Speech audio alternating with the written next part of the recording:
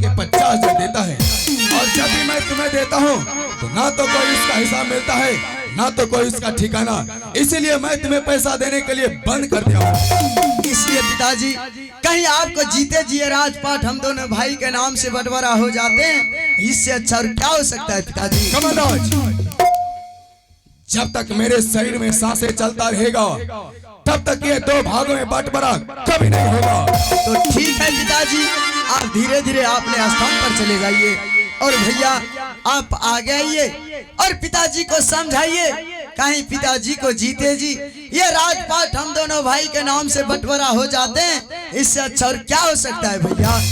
भाई कमल, हाँ भैया। अरे जिस प्रकार से आज पिताजी के सामने तुम अपना लबेज उठा रहे हो, सबसे पहले तो तुम्हें ऐसा करना ही नहीं चाहिए। और रहा प्रश्न पिताजी को समझाने का, हाँ भैया। तुम तो जानते हो भाई, जब सवेरा होता है ये दोनों हाथ पिताश्री के चरणों में जाता है। जब तक इन दोनों हाथों से पिताश्री को सेवा सत्कार नहीं होता है भाई, तो इन हाथों से अंजल ग्रहण नहीं होता है। आज तक मैंने पिताजी को नजर उठाकर नहीं देखा हूँ, और तुम पिताजी को समझाने के लिए कह रहे हो भाई। बताओ कि मैं किस प्रकार से भाई पिताजी को मैं समझाने का प्रयास करूं। भैया मैंने तो कहे थे सिर्फ आपको पिताजी को समझाने के लिए, लेकिन मुझे ऐसा लग रहा है आप समझाने की जगह आप मेरे रास्ते की कांटा बनने की प्रयास कर रहे हैं भैया। आप मेरे रास्ते की कांटा नहीं बनिए तो अच्छा होगा। चलिए आप पीछे हो जाइए भैया। ठीक है कमल। और पिताजी आप आगे आइए, और मैं आपसे अंतिम बार कह रहा हूँ, आप जीते जी राजपाट हम दोनों भाई के नाम से बंटवारा कर दीजिए। कमलराज, मैं तुम्हें कितना बार कह चुका हूँ कि जब तक इस हिमाचलपुर शहर में जीवित रहूंगा ये 2 भागों में बंटवारा कभी नहीं होगा। ठीक है पिताजी, अगर आप जीते जी राजपाट बंटवारा करने के लिए नहीं चाहते हैं कोई बात नहीं, मुझे कुछ नहीं चाहिए। यह सारा राजपाट धन दौलत भैया और भाभी के झोली में डाल दीजिए।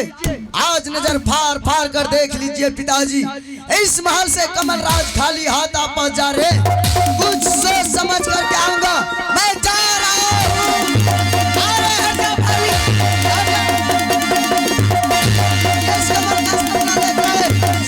हो गया कमलराज के लिए। चुप चुप। ये बुढ़वा लौंडे बाज गोंडे बाज सीधर बाज क्या कहा?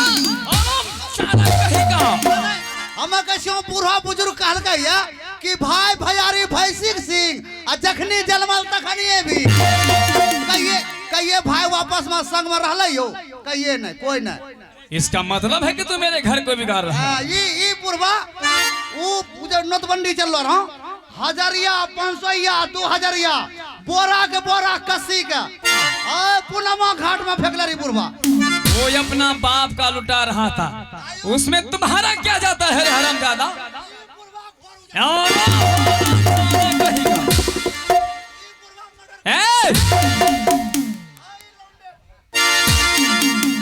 लेकिन महारानी आज मैं ये क्या देख रहा हूँ? क्या स्वामी जी? जिस देवर को तूने एक बचपन से पोस पाल कर बड़ा किया। हाँ स्वामी जी।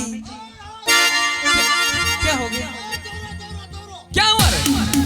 कोठी भांगल को कोठी? कोठी भांगल। अरे जाओ से समझाओ। अरे जाओ न।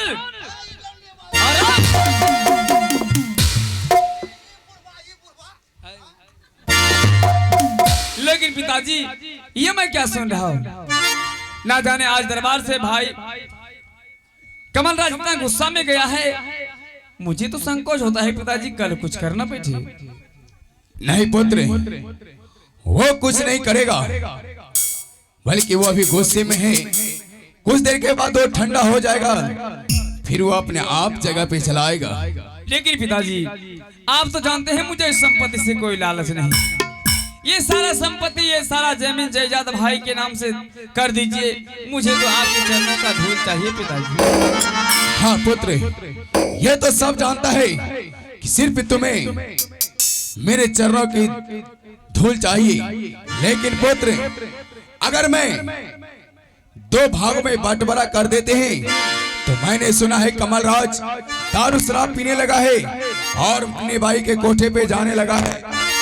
हाँ पिताजी, अगर मैं 2 भागों में बंटवारा कर देते हैं तो सारे जमीन बेच देंगे और दारू शराब पिएंगे और मुन्नी बाई के कोठे पे जाएंगे।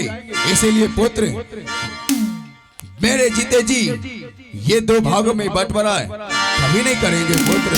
खैर कोई बात नहीं पिताजी, ये संपत्ति आपका है, ये आपका ये पुत्र है, आप जैसा चाहेंगे वैसा ही होंगे। आपके कहने का मतलब ये है कि जब तक मेरे शरीर में सांस रहेगा दोनों भाई को मैं अपने नजरों पर अलग नहीं देखना चाहूंगा। हाँ पुत्र। ठीक है पिताजी, कोई बात नहीं। लेकिन महारानी बातों बातों में हम सबको बहुत विलम्ब हो गया। हाँ स्वामी जी। धीरे धीरे पिताजी का भोजन का वक्त हो रहा है। अब यहाँ से पिताजी को महल ले चलो, पिताजी को भोजन कराएंगे और पिता का आराम करने का वही वक्त है। क्यों नहीं स्वामी जी, ठीक है पिताजी, चलने की यात्रा कीजिए। चलिए पिताजी अपना महल के लिए और महल में चलकर भोजन ग्रहण कीजिए।